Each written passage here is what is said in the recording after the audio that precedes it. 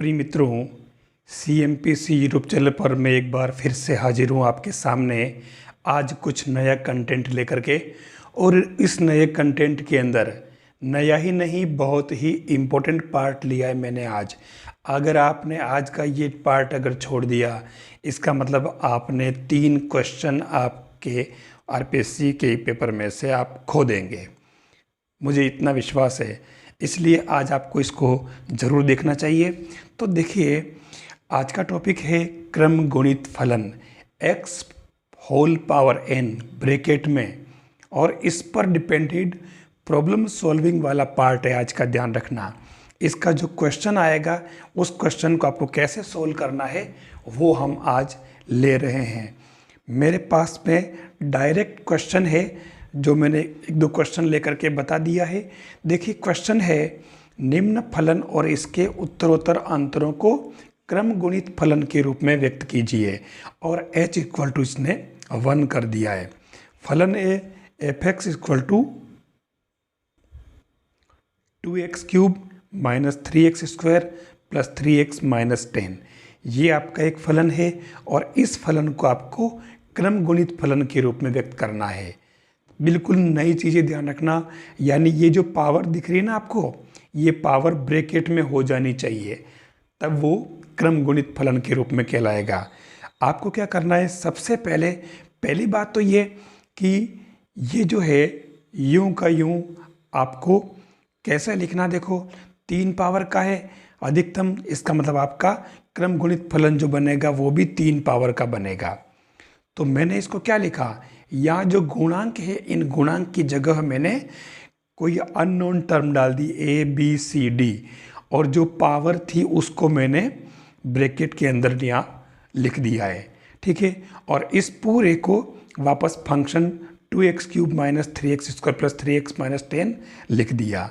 अब यहाँ देखिए, मैंने इन टर्म्स को यहाँ a और ये x into x minus 1 x minus 2 लिखा, फिर भी एक्स स्क्वायर को लिखा मैंने x into x minus 1, c x1 को केवल x से लिखा और d को एज इट इज़, और ये टर्म यूँ के यूँ यहाँ आ जाएगी, इसमें कोई चेंज नहीं होगा।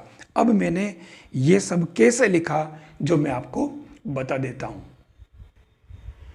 ये जो आपको मैं पहले बता चुका हूँ पिछले वीडियो में, x पावर n यानी क्रम गुणित फलन का जो फॉर्मूला था वो क्या था आपके, x पावर n ब्रैकेट में factorial x upon factorial x minus n, जब h इक्वल टू 1 होगा। बाकी अगर h 1 नहीं होता तो अपन यहाँ NH लिखते हैं, जैसे ये लिख रखा है। तो मैं इस फॉर्मूले को आपको यूज़ करना बता रहा हूँ, ठीक है। जैसे आप देखें कि आपके पास में अगर x क्यूब है तो आपके x पावर n जो होता है वो factorial x upon x minus n ये होता है। तो 3 की जगह आपके n हो गया, ठीक है। तो ये आपके फैक्टोरियल x का मतलब क्या हो जाएगा, factorial x upon factorial x minus 3, मतलब x into x minus 1 x minus 2 factorial x minus 3 upon factorial x minus 3, ये कैंसिल। तो आपके x क्यूब क्या आ गया, x into x minus 1 x minus 2। तो अब आप कह सकते हैं कि अगर x पावर 2 है तो क्या होगा, x इंटू एक्स माइनस 1। अगर x पावर 1 है तो वो x ही रहेगा। ये आपका फैक्टोरियल नोटेशन जो आपके समझ में आ जाए, आपको इसको ध्यान में रखना होगा। तो इस हिसाब से x क्यूब को लिखा x into x minus 1 x minus 2, x square को लिखा x इंटू एक्स माइनस 1 और x1 को x ही लिखा, ठीक है। बाकी ये पूरी टर्म एज इट इज़ मैंने फिर से लिखी नहीं है, टाइम बचाना। फिर सबसे पहले आपको इसके अंदर x इक्वल टू 0 पुट करें, तो आपके इसके अंदर दोनों तरफ आपको x इक्वल टू 0 पुट करना है, इधर भी और ये टर्म इधर भी। तो उस केस में आपके d इक्वल टू माइनस 10 आ जाएगा। फिर आपको x इक्वल टू 1 पुट करना है, तो ये टर्म ख़त्म, ये टर्म ख़त्म, यहाँ 1 हो जाएगा तो c प्लस d बचा, और इधर आप वैल्यू पुट करोगे तो 2 माइनस 3 प्लस 3 माइनस 10, ये आपके c इक्वल टू 2 आ जाएगा। फिर बात करें अपन x इक्वल टू 2 की, ये जो लास्ट टर्म है x इक्वल टू 2 ले लें तो x इक्वल टू 2 लिया तो ये आपके ये ख़त्म हो जाएगा, यहाँ 2 यहाँ 2 माइनस 1 और यहाँ 2 हो जाएगा। तो केवल ये 2b plus 2c plus d और इधर जो वैल्यू आपने पुट करी है ये 16 माइनस 12 प्लस 6 माइनस 10, तो इससे b बराबर 3 आ जाएगा। देखिए आपके पास में b आ चुका, c आ चुका और d आ चुका। अब रही बात a की। एक बात बता दूं मैं आपको, आप बिना ही देखे a की वैल्यू हमेशा ही 2 ले लें और d की वैल्यू हमेशा ही लास्ट वाली -10 ले लें। ये हमेशा अनचेंज्ड रहेगी, नहीं बदलेगी। हर क्वेश्चन के अंदर a वही रहेगा और d वही रहेगा। तो कितना हल्का काम हो गया, आपके पास खाली b और c तो देखना है खाली, ठीक है। तो ये b और c आपके 2 3 आ गया। अब अपन इसके अंदर इस a b c d की वैल्यू यहाँ पुट कर लेते हैं। ये आपका रिक्वायर्ड रिजल्ट आ गया। ये देखिए आपका a2 और d -10 ये आपका एज इट इज था। तो a और d को अपन ने एज इट इज पुट कर दिया। खाली b और c की तो निकाल ली थी, तो b की 3 और c की 2। ये आपका क्रम गुणित फलन आ गया। ये आपका इसका आंसर हो जाएगा। कितना इजी काम है, और सवाल में आपके क्रम गुणित फलन निकालना पूछा है, ये आपको इसके अंदर ध्यान रखना होगा। अच्छा, क्रम गुणित फलन से वापस अगर ओरिजिनल फलन पर आना है तो कोई दिक्कत नहीं है। आप मतलब ये जो फलन दे रखा क्रम गुणित फलन, अगर इससे आपको मतलब दो ही बात पूछेगा, या तो मेन फलन से क्रम गुणित फलन पे आएगा या फिर क्रम गुणित फलन से वापस वह मेन फलन पे आ जाएगा। तो ये आपको इसके अंदर उल्टा भी कर सकते हैं, क्योंकि एक्स क्यूब को, एक्स स्क्वायर को और x1 को, इनको वापस मैंने साधारण रूप में लिखना बता दिया। एक्स क्यूब का मतलब क्या बताया, x इंटू एक्स माइनस 1, ये वाला एक्स क्यूब मतलब क्या था finally x into x minus 1 x minus 2। तो हम वापस अपने ओरिजिनल फलन के अंदर अपन इसको इसी तरीके से बदल सकते हैं, है ना। ये आपका जैसे एक्स क्यूब है तो आप कैसे लिखेंगे इसको, x इंटू एक्स माइनस 1 और x माइनस 2। ऐसे ही एक्स स्क्वायर अगर है तो क्या लिखेंगे, x इंटू एक्स माइनस 1, और अगर x1 है तो x ही रहेगा। तो इस तरीके से अपन वापस अपने साधारण फलन के अंदर भी अपन इसको रख सकते हैं। ये हमारा क्रम गुणित फलन का तरीका है ना। इजी, बिल्कुल इजी है और आप आराम से कर भी सकते हैं। आप पेपर उठा के देख लें, लगभग पिछले हर पेपर में ये क्वेश्चन दे रखा है। मैं आपको पेपर में बता दूंगा आपको पहले, बाद में इसके बाद में एक क्वेश्चन और ले लिया मैंने ऐसा ही, जैसे F X equal to X cube minus 3x plus 1 दे रखा है। ये क्वेश्चन मैंने क्यों लिया, क्योंकि इसके अंदर एक पावर वाले टर्म छूटी हुई है। ऐसा नहीं कि आप इसको लिखो ही नहीं तो और आंसर के अंदर भी आप इस टर्म को छोड़ दें। कोई ज़रूरी नहीं कि इसके अंदर एक्स स्क्वायर की पावर टर्म 2 वाली टर्म नहीं है तो आपके फैक्टोरियल फंक्शन के अंदर भी इसकी x की पावर 2 वाली टर्म नहीं होगी, ऐसा बिल्कुल नहीं है, ठीक है। मतलब हो भी सकती है जैसा अपन इसके अंदर करते हैं। तो देखिए पहले मैंने इसको पहले 0.x² लिखा जो टर्म छुटी हुई थी, फिर मैंने लिखा इसको उसी टर्म में a b c d में डाल दिया। और आपको पता है एक्स क्यूब को अपन लिखते हैं x into x minus 1 x minus 2, x square को x इंटू एक्स माइनस 1 और x एज इट इज़ बाकी सब। अब एक बात और बताऊँ, वैसे तो मैंने उसी तरीके से सेम x इक्वल टू 0 करके d1 निकाला है, ठीक है, और a भी 1 निकाला, लेकिन मैं आपको बता चुका हूँ कि आपके a की वैल्यू ये 1 ही रहेगी और d की वैल्यू भी 1 रहेगी। आपके इनमें कोई चेंज नहीं होगा, ये देख लो। तो अब आपको निकालना क्या है, खाली c और b की वैल्यू तो निकाल नहीं रही, बस अब की बार आप x इक्वल टू 1 पुट कर दें। x इक्वल टू 0 पुट करने से तो 1 आएगा, ध्यान देना, और x इक्वल टू 1 पुट करने से आपके मतलब ये से d आ जाएगा, और 1 पुट करने से आपके सी डी में रिलेशन आएगा। इससे आपके d यहाँ पुट किया ये वाला और c निकाल लिया -2। ऐसे ही x इक्वल टू 2 को लिया और इससे आपके बी सी डी में रिलेशन आया, तो आपके पास c और d आ चुका, इससे आप b निकाल लें। ये आपके a b c d सब आ गए, क्या दिक्कत है, कोई दिक्कत नहीं है। इसमें निकालने में बिल्कुल देर नहीं लगेगी, बस ये रखते ही आप ये वैल्यू सारी इस a b c d की जगह पुट करें, ये आपका फैक्टोरियल फंक्शन आ जाएगा x power 3 plus 3x² minus 2x1 plus 1। इसके अंदर क्या खास बात देखनी है आपको, आपका a और d दोनों एज इट इज़ ए 1 1। ये देखिए इसमें कोई चेंज नहीं है, केवल b और c में चेंज है। और दूसरी बात, ये जो b है यहाँ x² के टर्म नहीं थी, लेकिन यहाँ x² टर्म आ गई है, ध्यान देना। तो हम किसी भी हालत में इसको, यहाँ कोई टर्म छुटी हुई तो उसको भी अपने को 0 लिख करके टर्म बनानी पड़ेगी। ये आपको इसके अंदर ध्यान रखना होगा। ये मैंने फैक्टोरियल नोटेशन के 2 क्वेश्चन कराए। अब आप इसके अंदर अगर कोई दूसरे क्वेश्चन आए तो आप कर सकते हैं। ये लीजिए आपका फैक्टोरियल फंक्शन क्रमगुणित फलन ज्ञात करो, ठीक है। यानी कि आपका क्वेश्चन सेशन है ये f(x) = x4, 3, 2, 1 और 9, ठीक है। आंसर मैंने आपके सामने दे दिए और इसके अंदर भी 1 a और d की वैल्यू आप देख ले एज इट इज़ है। ऐसे ही अगला वाला a और d 2 और -10, ये 2 और -10। आपको केवल b और c की वैल्यू ही फाइंड करनी है इसके अंदर, क्योंकि पावर 3 का इस है, इसमें पावर 4 का जो थोड़ा सा काम बढ़ रहा है। लेकिन अगर आपको प्रोसेस आ गया है तो आप आराम से इसको कर सकते हैं और एग्ज़ाम में काफ़ी इजी काम हो जाएगा।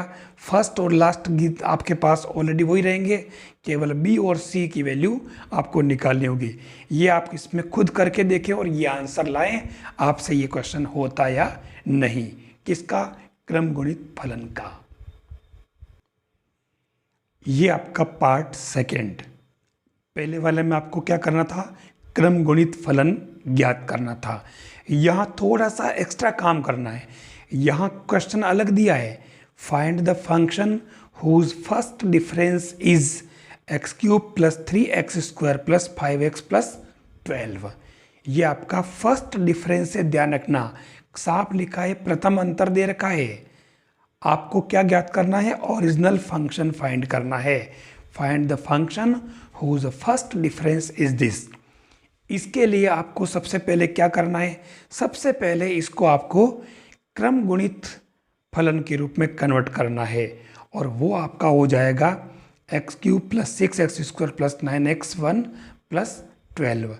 देखिए a का मान 1 और d का मान एज इट इज़, केवल b और c के मान चेंज हुए हैं, ठीक है। तो आप उसी मेथड से इसको पहले क्रमगुणित फलन के रूप में कन्वर्ट करें, इसलिए वो वाला पार्ट पहले आपको करना जरूरी था। तो प्रथम अंतर आपके पास दे रखा है, इसको आप क्रमगुणित फलन बदलें। अब आपको क्या करना? अब आपको अगर आपने ये बदल दिया तो कुछ भी नहीं करना है। एक तरह से ये अवकलन की तरह है, ध्यान रखना। ये आपका ये जो फॉरवर्ड जो संकारक है ना, ये एक अवकलन की तरह ही है। अवकलन है नहीं है, लेकिन अवकलन की तरह ही है। तो आप इसका एक बार इंटीग्रेशन कर दें by integrating with respect to x। तो इससे आपका ये f(x) बन जाएगा और ये x³ क्या हो जाएगा? x4/4 + 6/3, मतलब x² का क्यूब 3 हो जाएगा, 1 का 2/2 और 12 का 12x और प्लस कांस्टेंट। तो ये आपका जो फाइनल आंसर है 1/4x4 + 2x³ + 9/2x² + 12x + k, ये आपका फलन है। और इसका प्रथम अंतर जो है ये फर्स्ट डिफरेंस, इस फर्स्ट डिफरेंस से अपन ने ओरिजिनल फलन ज्ञात कर लिया है। इससे ये आप देख लीजिए मैंने इसमें कौन सा बड़ा काम कर दिया। ये तो आप खुद आराम से कर सकते हैं, एक बार अगर समझ लेते हैं तो आपका ये आराम से ये हो जाएगा। तो ये आप प्रथम अंतर से मूल फलन ज्ञात कर सकते हो। ये क्या है? क्या लिखा है? वह फलन ज्ञात कीजिए जिसका प्रथम अंतर है दिस, पर मैंने इसको हल नहीं कर रखा है। एक और क्वेश्चन x × x - 1, ये भी आपके प्रथम अंतर है, इसका भी आपको फलन ज्ञात करना है। ये आपके एक और कांस्टेंट a, खाली a लिखा है, तो इसका भी ये क्या आपके प्रथम अंतर है, ध्यान रखना ये वाला, ठीक है। तीसरा क्वेश्चन आपको इसका भी ओरिजिनल फलन ज्ञात करना। और एक और ये चौथा 9x² प्लस 11x प्लस 5, आपको इसका भी मूल फलन ज्ञात करना है। ये आपके चारों क्वेश्चन जो मैंने दिए हैं इसके अंदर, आप ठीक से देख लें इसको। इन सब में, इन चारों में आपको प्रथम अंतर दे रखे हैं, ठीक है। और इनके आंसर आपके ये सामने है चारों के, ठीक है। आपको पहले इनको किस में बदलना होगा? पहले आपको इनमें इनके ओरिजिनल यानी क्रम गुणित फलन बदलना होगा, और उसके बाद में आप इसका समाकलन कर लेना, आपके जो है वो मेन फलन आ जाएगा। मैंने इन सब के आंसर भी दे दिए हैं, आप आंसर भी देख सकते हो। इससे आपका एक क्वेश्चन आराम से हो जाएगा। है ना इजी तरीका? बिल्कुल इसी तरीका है, आराम से कर सकते हैं आप, ठीक है। अब मैं इसमें आगे बढ़ रहा हूँ। देखिए एक क्वेश्चन और ले लिया है, वह फलन ज्ञात कीजिए जिसका प्रथम अंतर है e⁻x। तो मान लेते हैं फलन f(x) और फॉरवर्ड ऑपरेटर f(x) = ex। देखिए यहाँ क्या किया है, ये अपन ने इसको मान लिया है। फिर अपन जानते हैं कि forward ex = ex + h - ex। फिर इसी को क्या किया, ex कॉमन ले लिया, eh - 1 बचा। अब इससे मैंने क्या किया, ex निकाल लिया, तो ये टर्म पूरी की पूरी इसके अपॉन में चली गई, ठीक है।